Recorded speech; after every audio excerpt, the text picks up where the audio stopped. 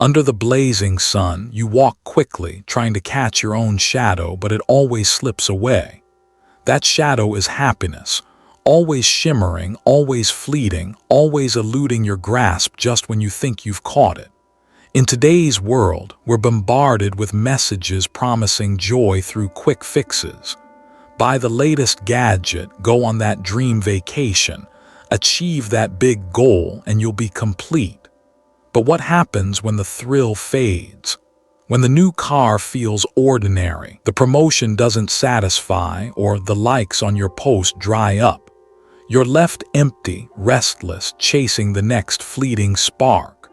What if this endless pursuit is the very thing trapping you? What if true fulfillment lies not in chasing happiness, but in building something unshakable within yourself? Virtue. In this video, we'll uncover why the pursuit of happiness is a mirage and how the wisdom of Marcus Aurelius, the Stoic emperor who found peace amid chaos, and Friedrich Nietzsche, the radical philosopher who urged us to create our own meaning, can guide you to a life of depth, purpose, and strength. By the end, you'll have practical tools to shift from chasing fleeting joys to forging lasting virtue, transforming your life into one worth living.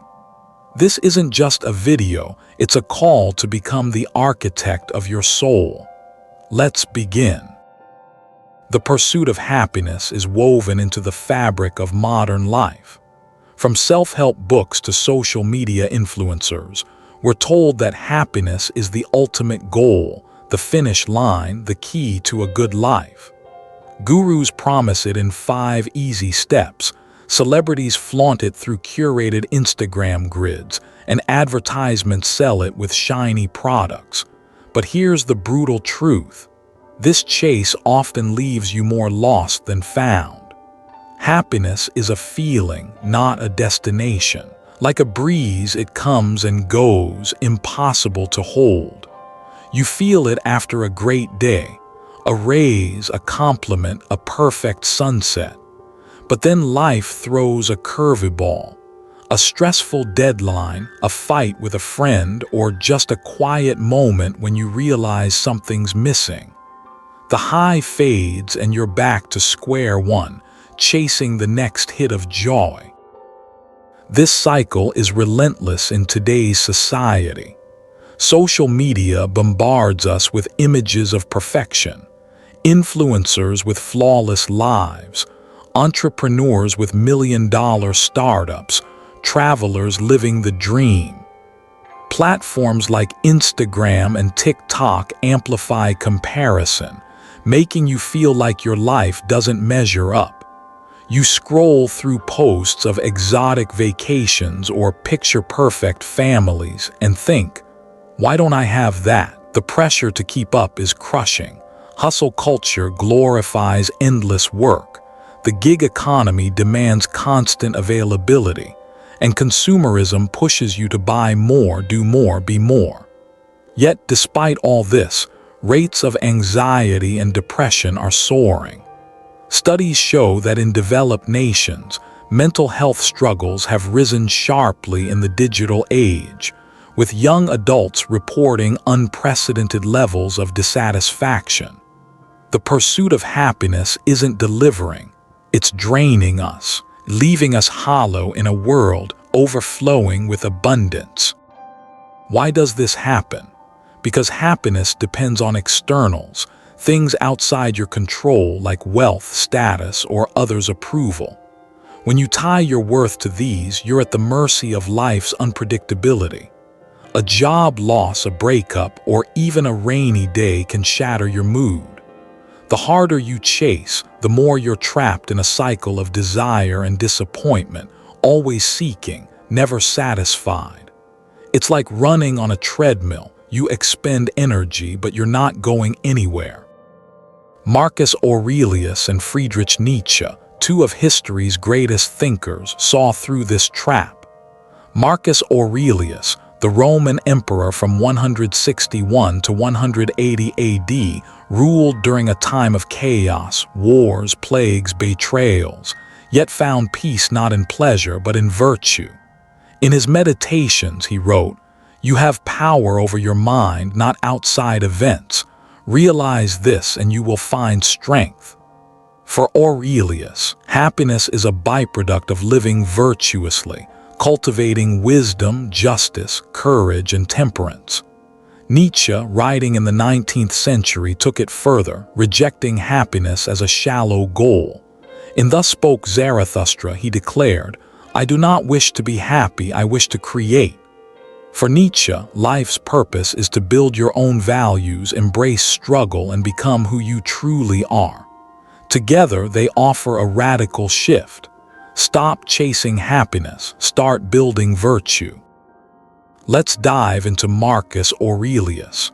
Born in 121 AD in Rome, Aurelius was destined for greatness. Adopted by Emperor Antoninus Pius, he became emperor at 40, leading Rome through one of its most turbulent periods. The Antonine Plague ravaged the empire, killing millions. Wars against the Parthians and Germanic tribes drained resources, and internal plots like the rebellion of Avidius Cassius threatened his rule. Yet amidst this, Aurelius remained calm, not because life was easy, but because he mastered his mind through Stoicism. Stoicism, founded by Zeno of Citium in the 3rd century BC, teaches that the good life comes from virtue, living in harmony with reason and nature. Aurelius's Meditations, a personal journal written in Greek during military campaigns, is a testament to this. He didn't write for fame or posterity. He wrote to remind himself how to live well. In Book 5, he says, "Waste no more time arguing about what a good man should be. Be one." For Aurelius, virtue consists of 4 cardinal qualities: wisdom, making sound decisions; justice, treating others fairly; courage, facing fear; and temperance, exercising self-control. These aren't abstract ideals, they are practical tools for navigating life's chaos. Why focus on virtue? Because externals, wealth, fame, health, are unreliable. Aurelius saw emperors fall, fortunes vanish, and loved ones die. Happiness tied to these is fleeting. Virtue, however, is within your control. You can choose to act justly even when betrayed, to be courageous even when afraid, to stay temperate even when tempted. In Meditations, Book 7, he writes, "If you are distressed by anything external, the pain is not due to the thing itself, but to your estimate of it, and this you have the power to revoke at any moment." This is Stoic freedom. Your mind is your fortress. Aurelius practiced this daily. Each morning he'd reflect on his duties, imagining the day's challenges, annoying courtiers, military setbacks, personal grief, and prepare to face them with virtue. During the Antonine Plague, when panic gripped Rome, he didn't flee to luxury. He stayed, distributing resources and comforting citizens. When his wife Faustina died, he grieved but continued governing justly. When his son Commodus, his heir, showed signs of cruelty, Aurelius focused on mentoring him while maintaining his own integrity. His reign, one of the last of Rome's 5 good emperors, was marked by stability despite chaos, a testament to virtue's power. Aurelius also used Stoic exercises like premeditation of evils, visualizing worst-case scenarios, disease, betrayal, death, to prepare mentally. In Book 2, he writes, "Begin each day by telling yourself, 'Today I shall be meeting with interference, ingratitude, insolence, disloyalty, ill will, and selfishness, all of them due to the offender's ignorance.'" By expecting challenges, he disarmed their emotional sting, focusing on his response rather than the events. Another practice, remember you will die, kept him grounded. He'd reflect, you could leave life right now. Let that determine what you do and say and think. This wasn't morbid, it was liberating, reminding him to prioritize virtue over trivial pursuits. Now let's turn to Friedrich Nietzsche. Born in 1844 in Prussia, Nietzsche was a prodigy, becoming a university professor at 24. But chronic illness, migraines, vision problems, stomach issues forced him to retire at 35. Isolated and often in pain, he wrote his most daring works, challenging the foundations of Western thought. In The Gay Science, he proclaimed, God is dead, signaling the collapse of traditional values in a modern, secular world. For Nietzsche, this left a void. Without external meaning, we must create our own. Nietzsche rejected happiness as a goal. In Thus Spoke Zarathustra, he mocked the last men, who seek only comfort and security, saying, they have their little pleasures for the day and their little pleasures for the night, but they have a regard for health. For Nietzsche, this is mediocrity. True life is about the will to power, the drive to create, overcome, and affirm. His concept of the overman is someone who forges their own values, embracing struggle to become their truest self. Nietzsche's Amor Fati is a call to embrace all of life, joy and pain alike. In Ex Homo, he wrote, my formula for greatness in a human being is Amor Fati. That one wants nothing to be different, not forward, not backward, not in all eternity. This echoes Aurelius's acceptance but adds a creative twist. Don't just endure life, love it fiercely and shape it. Nietzsche's virtue isn't stoic restraint but bold self-creation. In Beyond Good and Evil, he argued that suffering fuels growth. That which does not kill us makes us stronger. A comfortable life breeds weakness. A virtuous one, forged through challenge, builds strength. Nietzsche lived this. Despite illness, he wrote prolifically, hiking in the Alps for inspiration. When rejected by friends and society for his radical ideas, he doubled down, writing works like Zarathustra that reshaped philosophy. His collapse in 1889, after seeing a horse whipped in Turin and intervening, showed his compassion, even as his mind faltered. Nietzsche's life was a testament to creating meaning in adversity. Aurelius and Nietzsche converge on virtue over happiness. Aurelius's virtue is disciplined, rational, universal, live in harmony with nature. Nietzsche's is individual, creative, defiant, create your own path. Together, they offer a blueprint. Stop chasing shadows, build a fortress of character. Let's see this in action. Picture Sarah, a 29-year-old marketing coordinator trapped in the happiness chase. She scrolls social media, envying influencers' perfect lives, and spends her paycheck on trendy clothes, hoping they'll make her feel complete. But the thrill fades and she's left anxious, comparing herself to others. Inspired by Aurelius, Sarah starts a morning ritual. She lists 3 virtues to practice: patience with colleagues, honesty and feedback, courage to pitch ideas. Instead of obsessing over likes, she focuses on her actions. Nietzsche pushes her further. She questions, what do I value? She starts a blog, sharing her struggles authentically despite fear of judgment. Over months, her anxiety fades, replaced by purpose. Happiness isn't her goal. It's a byproduct of her virtue.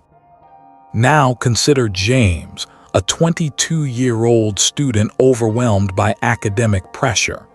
He chases happiness through grades, believing an A+ will define him. but stress mounts and failure looms. Aurelius's Stoicism helps. James focuses on effort, which is controllable, over grades, which are uncontrollable, studying diligently without obsessing over outcomes. Nietzsche's influence makes him ask, "What's my purpose?"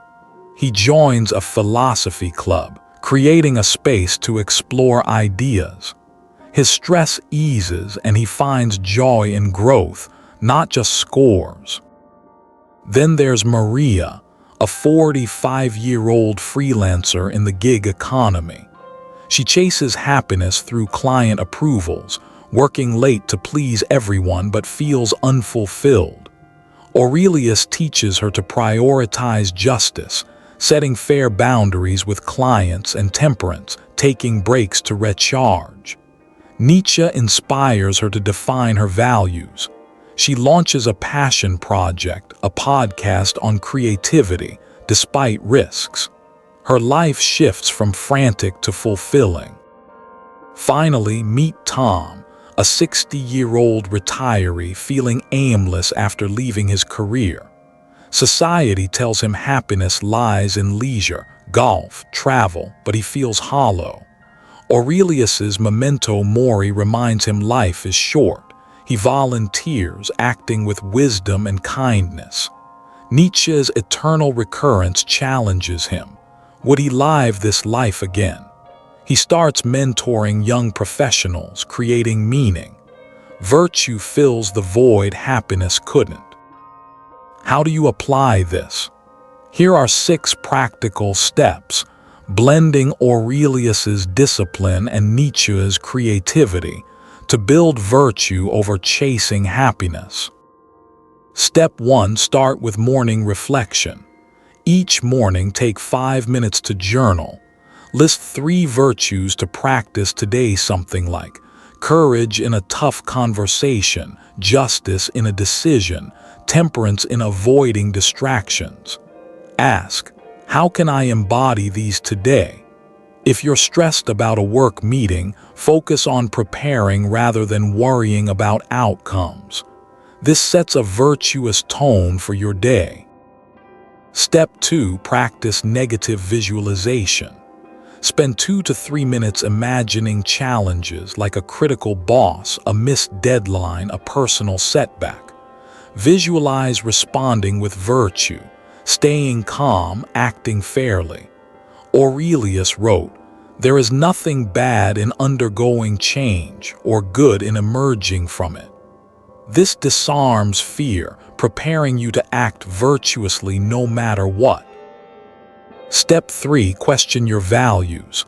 Once a week, journal. What do I truly value? Am I living by society's rules or my own? If you're chasing happiness through wealth, ask why. Nietzsche's Übermensch creates values. Maybe you value creativity over status. Start a small project like writing or volunteering to align with your truth. Step 4. Embrace amor fati. When life hits hard, a rejection, a failure, say, "I love my fate." Accept what you can't change and find meaning in it. If you lose a job, focus on what you can learn rather than what you lost. Journal how challenges shape you, turning pain into growth. Step 5. Act with intention. Before any action, speaking, working, resting, pause and ask, is this virtuous? If you're tempted to gossip, choose silence. If you're avoiding a task, tackle it. Small, intentional acts build a virtuous habit, creating a life of integrity. Step 6. Reflect on eternal recurrence. At night, ask, would I live this day again? If not, identify where you strayed from virtue. Maybe you snapped at a friend or chased superficial praise.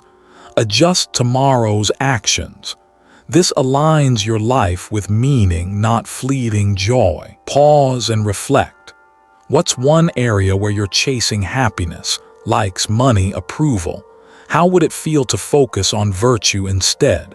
Imagine acting with courage today, creating something true to you tomorrow. That's the life Aurelius and Nietzsche built, one of depth, not distraction. A common objection: isn't happiness the point of life? Aurelius would say happiness is fleeting unless rooted in virtue. Nietzsche would argue it's a weak goal, meaning is greater. Both show that chasing happiness externalizes your power, building virtue internalizes it. In our world, the happiness trap is everywhere: consumerism, social media, hustle culture. But Aurelius and Nietzsche offer freedom. Stop chasing shadows. Build a fortress of virtue. You are the architect of your soul. Start today. Pick one step, act with virtue, and watch your life transform.